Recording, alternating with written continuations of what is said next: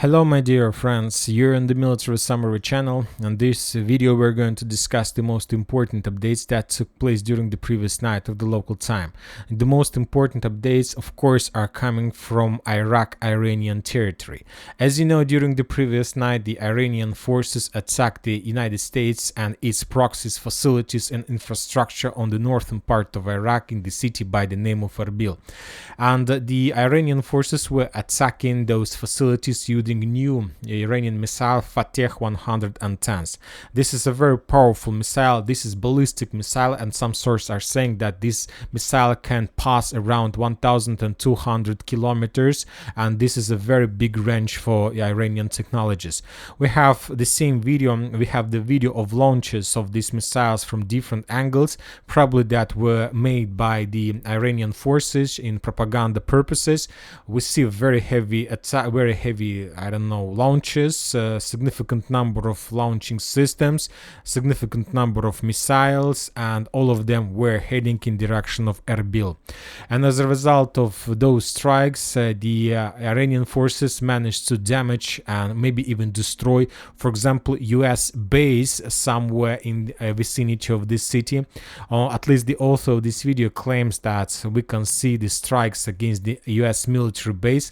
Furthermore, other sources reported that the Iranian forces managed to destroy the Mossad headquarters in the vicinity of Erbil. As you can see, nothing has left as a result of that strike. Furthermore, other sources reported that Iranian forces managed to destroy completely the US consulate in Erbil. As you can see on this video, this building was completely destroyed after being hit by Iranian ballistic missile.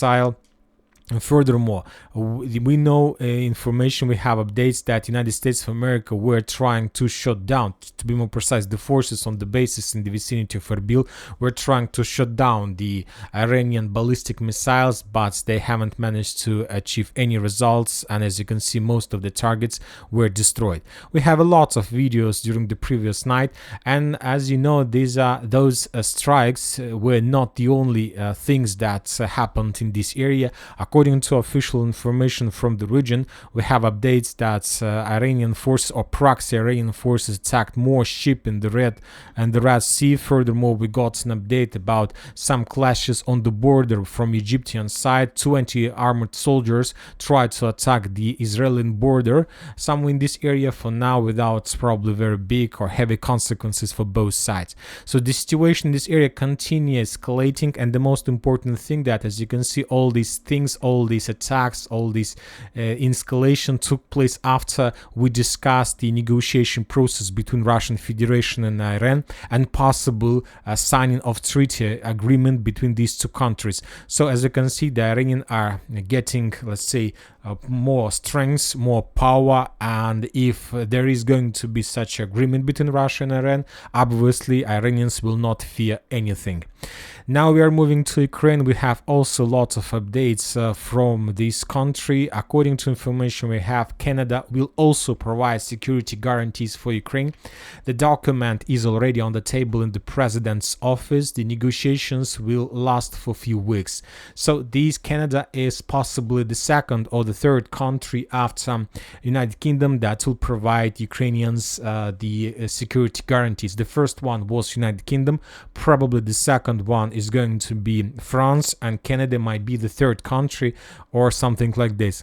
Also, we got a very important video about the mobilization process in Ukraine. Probably since the beginning of the mobilization, of total mobilization process, we got the first video evidence how the Ukrainian military authorities trying to mobilize a man, trying to get inside of his house, but something went wrong, and the person, a man, Ukrainian man, shot down the Ukrainian military authorities. This is the first video, but probably soon we're gonna receive more and more such updates all over the entire Ukraine, because people doesn't want to die for someone's interests. When talking about the situation on the the ground during the previous night, we got significant number of videos that shown us the Russian attacks all over the combat line in Sinkovka, in Klishchevka, in Avdiivka, in Pervomayskaya, in South Donetsk direction, in Robotina, but just few of them were geolocated. During the day, as I understand, their centers will continue geolocating process, and by the next update we're going to receive the full picture of Russian progress as of 16th of January. Now let's move to geolocations. We have another Russian attack from the hill 215.7 to the north in direction of Ivanovsk, in direction of the second hill, a second defense belt. As a result of that attack, the Ukrainians, this video was published first of all by the Ukrainians, mainly the FPV drone strikes, and as a result of those strikes the Russians lost few armored vehicles and maybe few personnel carriers. Yet we haven't received any updates about the results of that attack, but probably the Russians managed to achieve something. Anyway, the most important thing that this video show us that the Russians currently were trying to attack somewhere in this direction to capture this forest, which will allow the Russians, if they are able to take control over this forest, to continue further offensive operation in direction of Ivanovskaya, and there are going to be three directions, possible direction of attack. Furthermore, other Russian sources reported that the Russians continue advancing in the central and the eastern part of Bogdanovka, yet we haven't received even a single geolocated video of any Russian progress in the village, but most of the sources reported that currently the Russians control something like this. For now, we are not going to change the map because we need real geolocations. All this progress might be just on the paper or a part of propaganda. We need to wait a little bit. Now we are moving to Avdiivka. We have also lots of updates. As you can see, there are no geolocations, but just during the previous night, the Ukrainian forces of 110th Brigade published 2 or 3 videos around Avdiivka of very heavy clashes and more Russian convoy attacks with significant number of tanks and armored vehicles. Most of those all of those videos haven't been geolocated yet, so let's wait a little bit. As I understand, they're gonna give us very interesting adjustments of map in Russian favor, but for now nothing. When talking about the entire situation, the special military operation, the Russians publish more details about self-proffered guns coalition SV. This system we have already discussed yesterday. Today we got more details about that type of weapon, and the most important one is that the firing range of this artillery system is up to 70 kilometers. This artillery system can attack within a distance and the same distance as Lancet or something like this. Obviously this is going to be the breaking point in the special military operation, and the Ukrainians will completely lose any superiority in artillery duels, and the Russians will achieve this for let's say forever.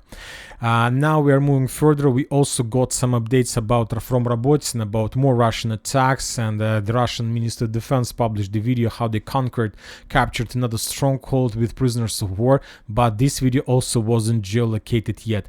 When talking about Krynki, the Russians published more details and more videos of Lancet strikes, few more artillery systems and armored vehicles of Ukrainian forces were destroyed as a result of swarm tactics that the Russians are using on this area. Furthermore, few artillery systems the Russians managed to destroy as a result of counter-artillery duels. Maybe the Russians have already started using Koalitsiya SV. Who knows? Maybe because this type of weapon has already, was already redeployed to special military operation. Maybe the Russians have already started using this. Who knows? And we have another missile strike in Berislav. As a result of that strike, the Russians destroy the temporary positions of Ukrainian forces, and the level of losses is unknown. The most important video from Kherson is coming from Dnipro River, another evidence of a very poor situation of the Ukrainians.